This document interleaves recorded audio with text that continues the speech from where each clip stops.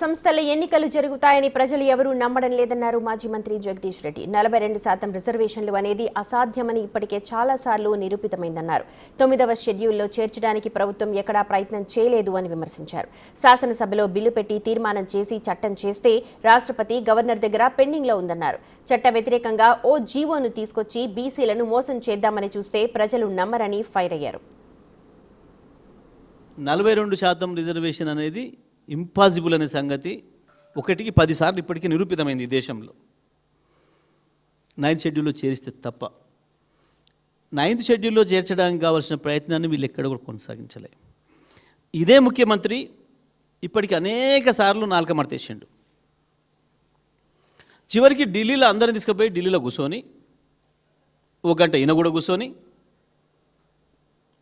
మధ్యన లంచ్ చేసి వచ్చి నిరాహార దీక్ష కొనసాగించి ఆడ ప్రకటించి వచ్చింది ఏంటిది, మా రాహుల్ గాంధీ ప్రధానమంత్రి అయినాకనే వస్తాయి ఎప్పటిదాకా మీరు ఆశోరుకోరు అని చెప్పొచ్చు. ఇవాళ తనే శాసనసభలో బిల్లు పెట్టి తీర్మానం చేసి చట్టం చేస్తే ఇంకా అది గెజెట్ కాలేదు, చట్ట రూపంలోకి రానిలేదు, గవర్నర్ గారి దగ్గర పెండింగ్లో ఉంది.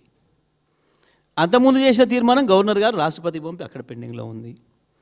ఇన్ని విషయాలు ఇట్లా ఉండంగా నువ్వు చట్ట వ్యతిరేకంగా ఒక జీవోని తీసుకొచ్చి ప్రజల్ని మోసం చేద్దాం, ప్రత్యేకించి బీసీ ప్రజల్ని మోసం చేద్దాం, ఆ ఓట్లు దండుకుందాం అని ఒక చిల్లర ప్రయత్నం చేస్తే ప్రజలు నమ్ముతారు.